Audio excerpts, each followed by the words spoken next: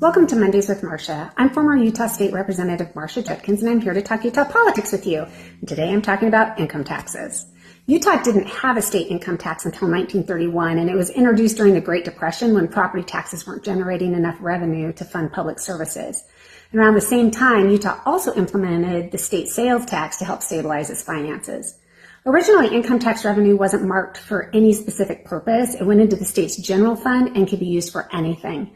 But that changed in 1946 when Utah voters approved a constitutional amendment earmarking all income tax revenue exclusively for public education.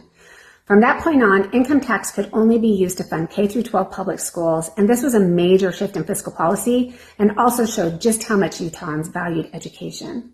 In 1996, voters approved another constitutional amendment allowing income tax revenue to also support higher education. At first, only a small share of higher ed funding came from the income tax, but today the majority of higher education funding comes from there. And then in 2020, Utah voters approved yet another amendment expanding the use of income tax revenue to include services for children and individuals with disabilities. And this change acknowledged the close connection between education and social services and the importance of supporting Utah's most vulnerable residents. And despite this dedicated revenue stream, Utah has consistently ranked near the bottom nationally in per pupil education spending, which has sparked ongoing debates about the adequacy and equity of education funding.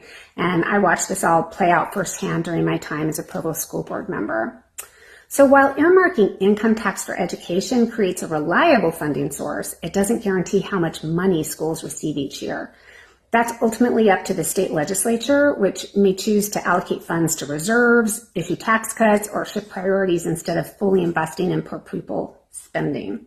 So Utah originally had a progressive income tax with rates ranging from 2.3% for low-income earners to nearly 7% for high-income earners. But then in 2007, the system was simplified to a flat 5% rate for all taxpayers. Since 2018, that rate has been gradually reduced, and as of June 1st, 2025, Utah's income tax rate will be 4.5%. These tax cuts are often justified as a way to promote economic growth and provide tax relief, but they've also sparked debate about how lower rates affect funding for education and social services. Finally, it's worth noting that income tax revenue is inherently volatile. It rises when the economy is strong because more people are working, wages go up, and investments perform well. But during economic downturns, revenue does fall.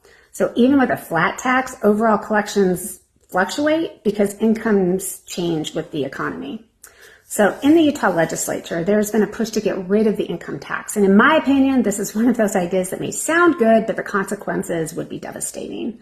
The billions of dollars lost in revenue would have to be made up another way. And there are 9 states that currently do not collect income taxes, but they use other revenue sources. For example, some have extremely high property or sales taxes.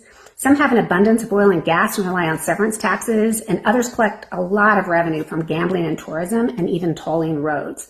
So the reality is those states have built very different tax structures, and not all of them are stable or fair. And in many cases, their systems are more regressive, placing a heavier burden on working families.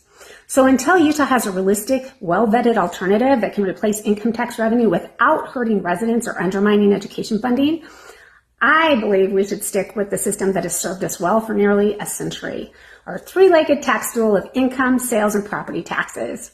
Thanks for listening, and let me know if you have any questions, and I'll see you next week.